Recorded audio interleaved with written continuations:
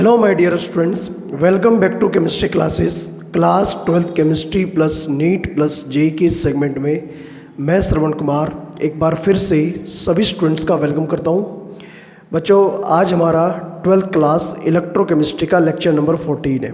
Okay, देखिए, आपको जो हमने अब तक लेक्चर्स प्रोवाइड किए हैं उसके अंदर हम लोगों ने इलेक्ट्रोकेमिस्ट्री के अंदर एक बहुत ही अच्छा खासा एक बड़ा टॉपिक कंप्लीट किया है, जिसके अंदर रेसिस्टेंस, कंडक्टेंस, कंडक्टिविटी और जो बाकी सारी चीज़ें हैं, molar conductivity, equivalent conductivity, Kohlrausch law, और इस टॉपिक के ऊपर एनसीईआरटी, इन टेक्स्ट एग्जाम्पल्स और बाकी जो कॉम्पिटिटिव क्वेश्चंस हैं, सारे के सारे क्वेश्चंस आप लोग के सामने हमने डिस्कस किए हैं स्टूडेंट। ठीक है,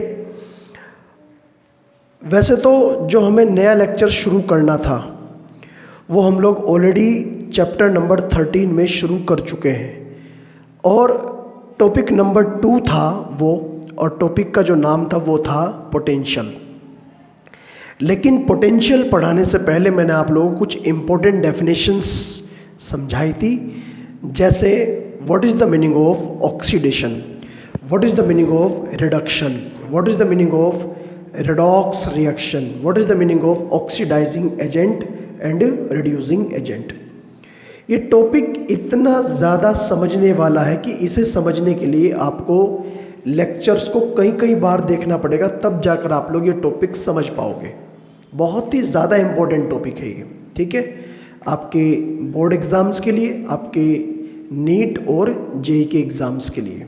ठीक है स्टूडेंट, तो चलिए हम लोग पूरी कोशिश करेंगे कि आपको ये टॉपिक बहुत ही सिंपल वे में आप तक पहुंचाया जाए, लेकिन बस आपको सारे के सारे पॉइंट्स और सारे के सारे कॉन्सेप्ट अच्छे से पिकअप करने हैं। ठीक है, तो करते हैं शुरुआत लेक्चर की। तो मुझे यहाँ पर आपको समझाना है what is the meaning of potential. Heading आपको जो डालनी है टॉपिक नंबर 2 की, बस यहाँ से मान के चलिए, यहाँ से हमारी बात शुरू हो जाती है। टॉपिक का नाम क्या है? Electrode potential. Electrode potential. देखिए, आपने लास्ट लेक्चर में पोटेंशियल के रिगार्डिंग थोड़ा बहुत तो सुना ही होगा, पढ़ा ही होगा, जो हमने समझाया था आपको। वहाँ पर ये समझाया था कि जब किसी इलेक्ट्रोलाइटिक सॉल्यूशन में, कोई इलेक्ट्रोलाइटिक सॉल्यूशन है और उस सॉल्यूशन के अंदर, जैसे कि मान लिया कॉपर सल्फेट का सॉल्यूशन है या जिंक सल्फेट का सॉल्यूशन है, कोई भी सॉल्यूशन हो सकता है, किसी भी इलेक्ट्रोलाइट का सॉल्यूशन हो सकता है। उस सॉल्यूशन के अंदर जिस मेटल का वो सॉल्यूशन है, जैसे जिंक सल्फेट का सॉल्यूशन, जैसे कॉपर सल्फेट का सॉल्यूशन, तो जिस मेटल का भी वो सॉल्यूशन है उसी मेटल का एक इलेक्ट्रोड बनाइए और उस इलेक्ट्रोड को, उस मेटल को उस सॉल्यूशन के अंदर डिप करके रख दीजिए, तो उसके अंदर एक केमिकल रिएक्शन चलेगी। ओके, उसके अंदर एक केमिकल रिएक्शन चलेगी, तो उस केमिकल रिएक्शन की वजह से वहाँ पर इलेक्ट्रॉन का फ्लो शुरू हो जाएगा। इलेक्ट्रॉन का फ्लो शुरू हो जाएगा तो इलेक्ट्रॉन के फ्लो से वहाँ पर एक वीक इलेक्ट्रिक करंट जनरेट होगा, और उसी इलेक्ट्रिक करंट की वजह से वहाँ पर एक पोटेंशियल जनरेट होगा, और उसी पोटेंशियल को हम लोग क्या बोलते हैं? इलेक्ट्रोड पोटेंशियल बोलते हैं बच्चों, क्योंकि इलेक्ट्रोड यूज़ हो रहा है यहाँ पर। तो अगर मैं एक लाइन में डेफिनेशन लिखूँ तो क्या हम लोग लिख सकते हैं? हम लोग एक लाइन में डेफिनेशन लिख सकते हैं, द पोटेंशियल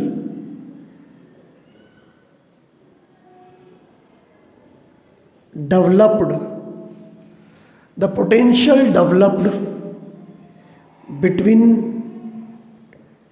metal electrode। आपको हर एक पॉइंट को इंडिविजुअल लेके चलना है, हर एक पॉइंट को इंपॉर्टेंट लेके चलना है। The potential developed between metal electrode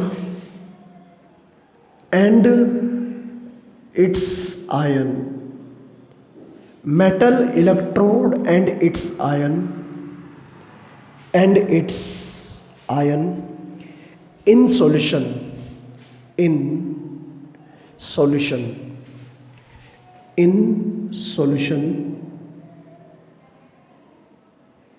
is known as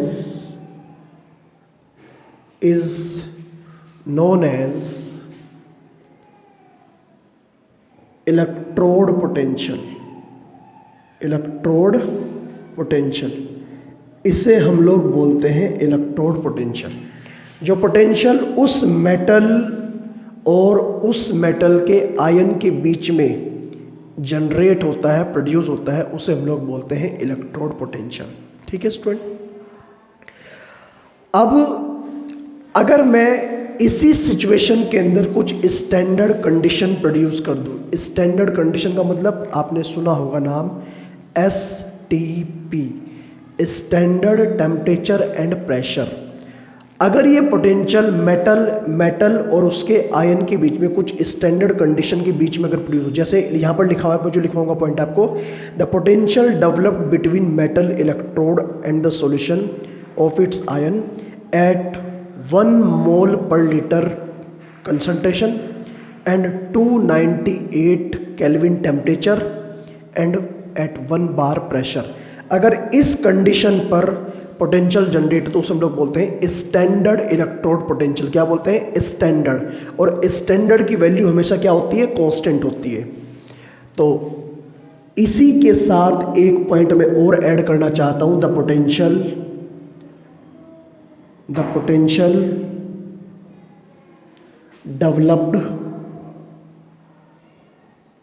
developed between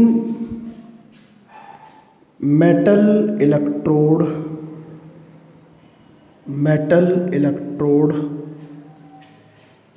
and its ion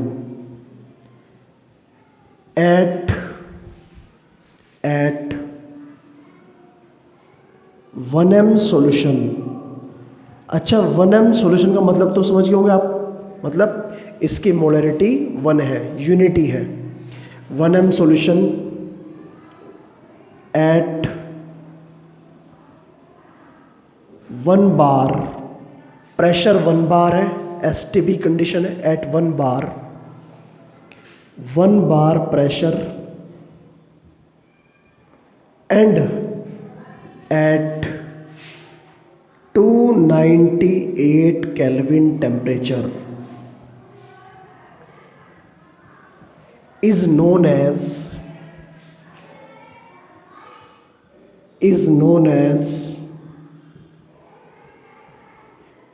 standard electrode potential.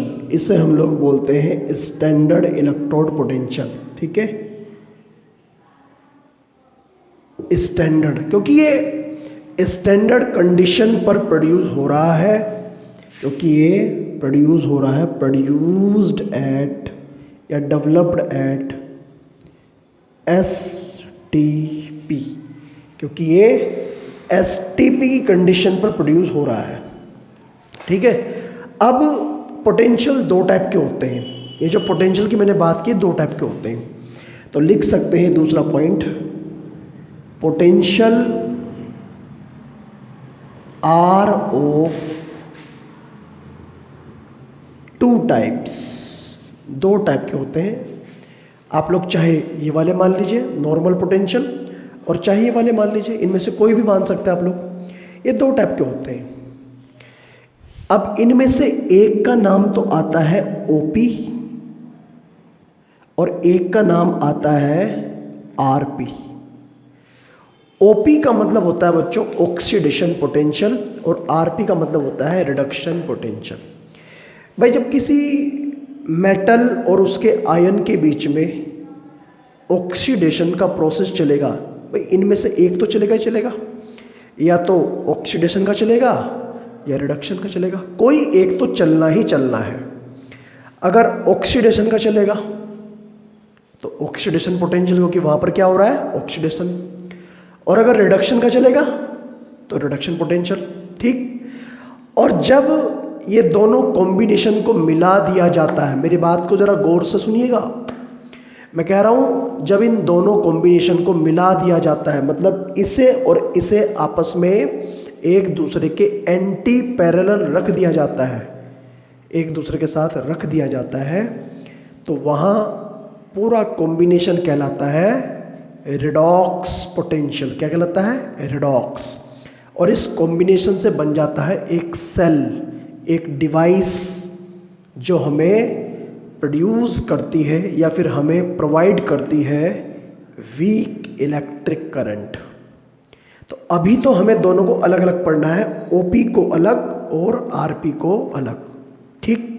तो अभी आप लोग क्या करें, वीडियो स्टॉप करके ये जो थ्योरेटिकल पोर्शन है यहाँ से लेके यहाँ तक का, ठीक है, इसे अपने नोट्स में आप लोग अच्छे से प्रिपेयर करिएगा, इन्हें नोट करिएगा, और फिर हम लोग इन दोनों को अलग अलग पढ़ते हैं, ओपी एंड आरपी। ठीक है स्टूडेंट, करिए नोट।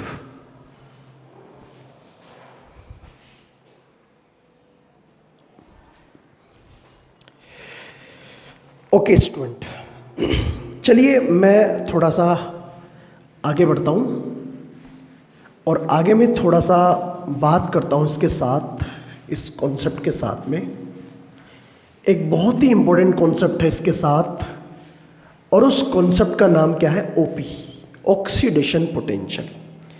तो हेडिंग आपने जो लिखनी है वो है heading number 1, oxidation potential. What is the meaning of oxidation potential? Oxidation potential को हम लोग शॉर्ट में लिख देते हैं ओपी। ठीक है स्टूडेंट, इसे हमें पढ़ना है।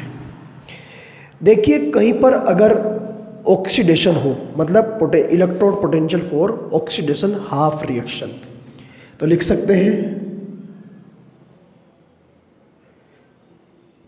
The electrode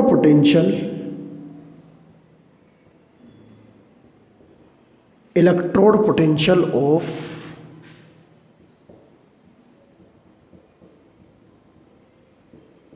oxidation half reaction, मतलब जो रिडॉक्स रिएक्शन यहां पर हो रही है उसके अंदर दोनों होती हैं, ऑक्सीडेशन भी और रिडक्शन भी। मैं कह रहा हूं केवल हमें हाफ की बात करनी है। अगर हमें हाफ रिएक्शन ऑक्सीडेशन वाले की बात कर रहे तो उसके द्वारा प्रोड्यूस्ड डेवलप्ड जो पोटेंशियल होगा उसे हम लोग बोलते हैं ऑक्सीडेशन पोटेंशियल, शॉर्ट में बोलते हैं ओपी। ठीक है, जैसे ये एक मेटल है, ठीक है, ये मेटल सॉलिड है, इस मेटल ने इलेक्ट्रॉन लॉस किया, क्योंकि आपको सबको पता है बच्चों लॉस ऑफ इलेक्ट्रॉन, ये प्रोसेस क्या कहलाता है? ऑक्सीडेशन। जब ये इलेक्ट्रॉन लॉस करेगा तो इसके ऊपर पॉजिटिव चार्ज आएगा। अब कितना पॉजिटिव चार्ज है ये पता नहीं, हमने कहा प्लस के n। कब आएगा? जब इसने n इलेक्ट्रॉन क्या कर दिए? लॉस। तो ये जो फिनोमिना आप लोग के सामने है ये फिनोमिना कहलाएगा ऑक्सीडेशन, और इसका जो पोटेंशियल है उसे हम लोग कैसे डिनोट करेंगे? उसे हम लोग डिनोट करेंगे एक सिंबल से। तो सिंबल यहां पर होगा E m/m प्लस के n इज इक्वल टू, ये वैल्यू कहलाएगी ऑक्सीडेशन पोटेंशियल। ये तो ऑक्सीडेशन पोटेंशियल को रिप्रेजेंट करने का तरीका है। E का मतलब पोटेंशियल, E को पोटेंशियल का नाम देते हैं, मतलब पोटेंशियल को हम लोग E से डिनोट करते हैं। ठीक, अब आप कहोगे सर नॉर्मल वाले में और स्टैंडर्ड वाले में क्या फ़र्क है? मगर इसे बताएंगे बाद में क्या फ़र्क है। E m/m प्लस के n, मतलब ये कहना ये चाह रहे हैं यहाँ पर कि ये जो यहाँ पर सिंबल आपको दिखाया गया, इस सिंबल में जो m है वो कन्वर्ट हो रहा है m प्लस में, m convert into m plus. इसका मतलब अगर आपको ऐसा सिंबल दिखाई दे जहाँ पर आपको ये महसूस हो, ये फील हो, ये लगता हो कि ऑक्सीडेशन हो रहा है, तो उसकी वैल्यू को, उसके मैग्नीट्यूड को, जो भी वैल्यू मिलेगी उस पोटेंशियल को आप लोग क्या कहेंगे? उस पोटेंशियल को आप लोग कहेंगे ऑक्सीडेशन पोटेंशियल। क्या कहेंगे बच्चों? Oxidation potential. उम्मीद है आप लोग मेरी बात को समझ रहे होंगे जो मैं आपको समझाना चाह रहा हूँ, ठीक है। अब दूसरी बात, ये जो ऑक्सीडेशन पोटेंशियल है, ऑक्सीडेशन पोटेंशियल, इस पोटेंशियल का इसके लिए क्या इंपॉर्टेंस है? देखो, अगर किसी एलिमेंट का ऑक्सीडेशन पोटेंशियल दे रखा है तो उसका मतलब उस एलिमेंट की टेंडेंसी क्या है? ऑक्सीडाइज होने की है, ठीक है। मतलब meaning of OP, oxidation potential का मीनिंग है द टेंडेंसी टू ऑक्सीडाइज,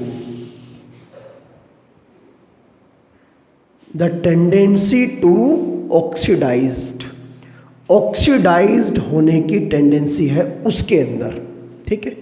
एक बात और ध्यान रखनी है कि अगर जैसे हमारे पास में दो एलिमेंट है, एक ए और एक बी। अगर एक एलिमेंट का ऑक्सीडेशन पोटेंशियल 2 है और किसी दूसरे एलिमेंट का बी का ऑक्सीडेशन पोटेंशियल 3 है, एक का 2 एक का 3, तो उन दोनों में से ऑक्सीडेशन किसका जल्दी होगा और किसका ज़्यादा होगा? मैंने कहा जिसका ऑक्सीडेशन पोटेंशियल ज़्यादा उसकी ऑक्सीडाइज होने की टेंडेंसी ज़्यादा। मतलब कहने का ये जो नेक्स्ट पॉइंट है इसे मैं थोड़ा सा ऐसे करके लिख रहा हूँ,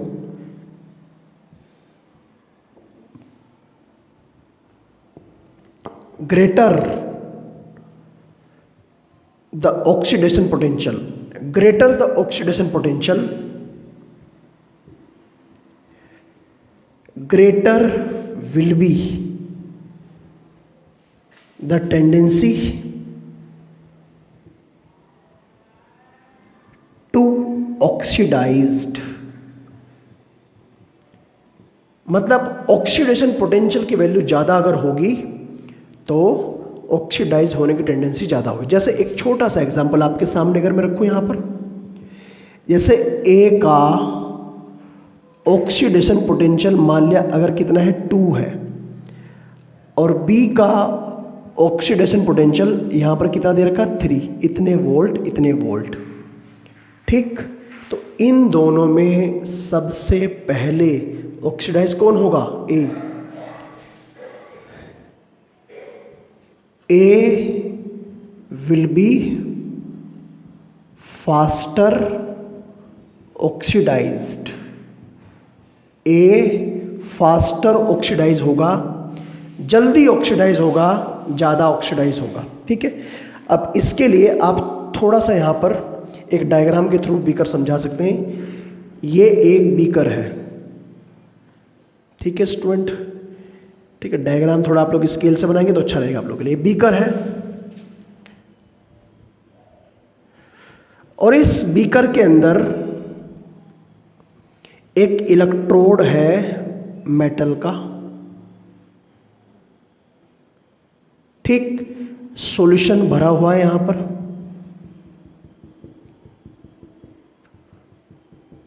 ठीक है बच्चों, सॉल्यूशन भरा हुआ है। ये जिंक की रोड है, जिंक मेटल की रोड, और जो सॉल्यूशन है वो जिंक सल्फेट का कैसा सॉल्यूशन है? एक्वस। हो क्या रहा है यहां पर कि जिंक के एटम टूट कर यहां पर आ रहे हैं सॉल्यूशन में, मतलब ये क्या कन्वर्ट हो रहे हैं? Zn+K2, ठीक। जिंक अपने एटम को तोड़ कर सॉल्यूशन में डाल रहा है। इसका मतलब रोड के ऊपर चार्ज कैसा आएगा? माइनस, ठीक है। जब जिंक अपने एटम को आयन में कन्वर्ट कर रही है, मतलब यहां पर कन्वर्जन एक तरह से ऐसा हो रहा है कि Zn सॉलिड लॉस 2 इलेक्ट्रॉन्स और ये बाहर एक्वस, मतलब जिंक के एटम टूट टूट कर यहाँ पर आ रहे हैं, तो रोड कैसी हो जाएगी, क्योंकि इलेक्ट्रॉन तो दे नहीं रही, वो इलेक्ट्रॉन तो लॉस कर रही है। ठीक, तो ये जो फिनोमिना आप लोगों के सामने मैंने लिखवाया, ये पूरा कॉन्सेप्ट किसका है, ऑक्सीडेशन पोटेंशियल का। एक बार फिर रिपीट कर रहा हूं अपनी बात को। ऑक्सीडेशन पोटेंशियल क्या होता है, the electrode potential of oxidation half reaction is known as oxidation potential. ठीक, ऐसा फिनोमिना आपको दिखाई देना चाहिए, मतलब उसमें उसके अंदर इलेक्ट्रॉन का लॉस होना चाहिए। और आपको हमने ऑलरेडी पढ़ा दिया कि इलेक्ट्रॉन के लॉस को हम लोग क्या बोलते हैं, ऑक्सीडेशन। रिप्रेजेंट करने का तरीका ये है, ठीक है, रिप्रेजेंट करने का तरीका आपके सामने ये कि EM/M+, मतलब M कन्वर्ट हो रहा है M+ में, मतलब उसका ऑक्सीडेशन हो रहा है। उसकी जो भी वैल्यू होगी, वैल्यू के बारे में हम लोग बाद में बात करेंगे, इसकी जो भी वैल्यू होगी उस वैल्यू को, मैग्नीट्यूड को हम लोग क्या बोलेंगे, ऑक्सीडेशन पोटेंशियल की वैल्यू है ये। ठीक, फिर हमने क्या कहा कि मीनिंग ऑफ ऑक्सीडेशन पोटेंशियल, ये जो ऑक्सीडेशन पोटेंशियल का मीनिंग क्या है कि जिस एलिमेंट का ऑक्सीडेशन पोटेंशियल दिया है, इसका मतलब उसका क्या होगा, उसका ऑक्सीडेशन ही होगा, रिडक्शन नहीं होगा। ठीक, ऑक्सीडाइज होगा वो। Greater the oxidation potential greater will be the tendency to oxidise. मान लिया हमारे पास में दो एलिमेंट है, एक का ऑक्सीडेशन पोटेंशियल कम है और दूसरे का ज़्यादा, मतलब दोनों को कंपेयर किया, एक की वैल्यू कम एक की वैल्यू ज़्यादा। तो उन दोनों केस में जिसका ऑक्सीडेशन पोटेंशियल ज़्यादा होगा उसका तो होगा ऑक्सीडेशन, और पहले होगा, जल्दी होगा। ठीक, और दूसरे वाले का कुछ और होगा, जो होगा वो बाद में बताएंगे। ठीक है, तो ये सारी चीज़ें हैं आप लोगों के सामने। ठीक है, वीडियो को स्टॉप करके यहाँ से लेके यहाँ तक का पोर्शन बहुत ही सिंसियरली नोट करेंगे, समझ के नोट करेंगे, अच्छे से फोकस करके नोट करेंगे स्टूडेंट। ठीक है, करिए नोट आप लोग इसे।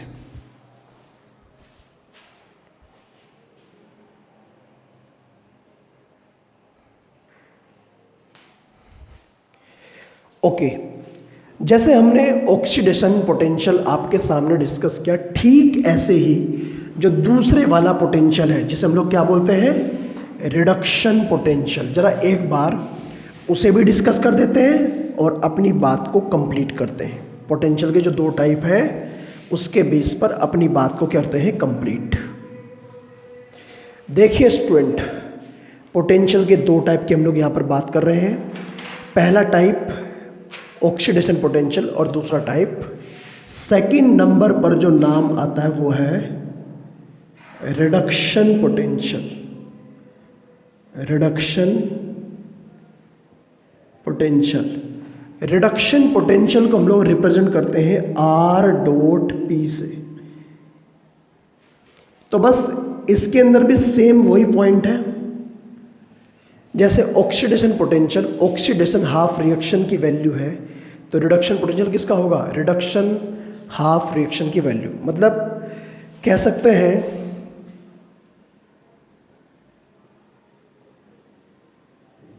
The electrode potential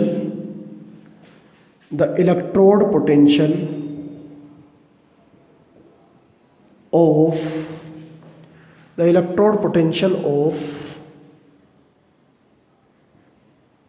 reduction half reaction. ठीक है,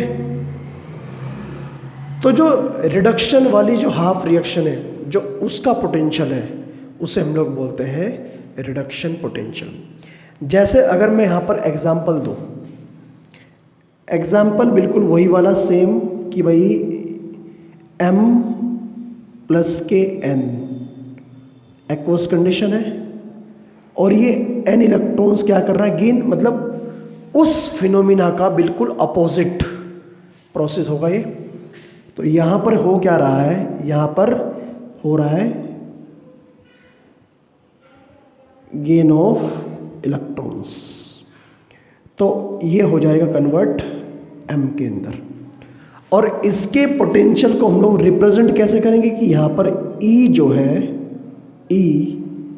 M+N/M इज इक्वल टू, ये हो जाएगा रिडक्शन पोटेंशियल। ये हो जाएगा रिडक्शन पोटेंशियल। उम्मीद है आप लोग मेरी बात को समझ पा रहे होंगे, ठीक है। जैसे हमने ऑक्सीडेशन पोटेंशियल को डिनोट किया था, यहाँ पर M+N कन्वर्ट हो रहा है M के अंदर। इसका मतलब इसके लिए लिखोगे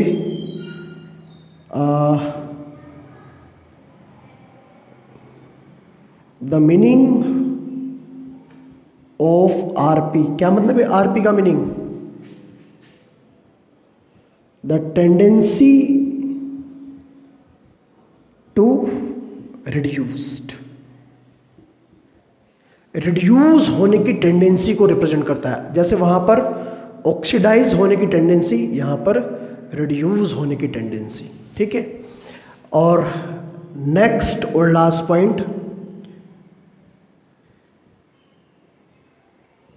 ग्रेटर इज द टेंडेंसी या फिर greater is the reduction potential, greater will be tendency to reduced। Same पहले की तरह कॉन्सेप्ट, कोई चेंज नहीं है इसके अंदर, ठीक है। मतलब अगर एक छोटा सा एग्जांपल आपके सामने दिया जाए कि जैसे A है और B है, A का रिडक्शन पोटेंशियल जैसे कहा मैंने आपको 2 है और B का रिडक्शन पोटेंशियल मैंने कहा आपको 3 है, तो इन दोनों में सबसे पहले, सबसे जल्दी, सबसे आसानी से कौन रिड्यूस होगा? B। B is reduced faster, easily, etcetera. Faster होगा, इजीली होगा। अगर यही चीज़ आप लोग डायग्राम के थ्रू समझाना चाहें तो ये एक बीकर है, इस बीकर के अंदर हमने एक इलेक्ट्रोड फिट किया और ये कहा कि ये इलेक्ट्रोड कॉपर की रोड है, ठीक है। इसका मतलब इसके अंदर जो सॉल्यूशन भरा हुआ होगा वो कैसा होगा? ऑब्वियसली कॉपर का ही होगा। तो ये यहाँ पर हमने यहाँ पर क्या कर दिया बच्चों? CuSO4 का एक्वस सॉल्यूशन। तो इसका मतलब यहाँ पर क्या हो रहा है? रिडक्शन हो रहा है। सॉल्यूशन में से कॉपर के जो आयन है वो यहाँ पर जाकर डिपॉजिट हो रहे। इसका मतलब इलेक्ट्रोड कैसा हो जाएगा? पॉजिटिव। क्यों हो जाएगा पॉजिटिव? क्योंकि बार बार Cu+K2 इलेक्ट्रोड पर जाकर डिपॉजिट हो रहा है, तो पूरा इलेक्ट्रोड कैसा हो गया? पॉजिटिव। ये फिनोमिना कहलाएगा रिडक्शन। जैसे Cu+K2 + 2 इलेक्ट्रॉन गेन किए और ये कन्वर्ट हुआ, ये फिनोमिना यहाँ पर चल रहा है। तो जैसे हमने आपको ऑक्सीडेशन वाला फिनोमिना पढ़ाया था कि what is the meaning of oxidation, ठीक ऐसे ही हमने आपके सामने डिस्कस कर दिया रिडक्शन पोटेंशियल। आप लोग दोनों के अंदर फर्क समझ रहे होंगे कि दोनों का मीनिंग क्या है, दोनों के अंदर डिफरेंस क्या है और दोनों को जब कंबाइन करेंगे तो क्या होगा। ठीक है स्टूडेंट, अभी नोट कर लीजिए आप लोग।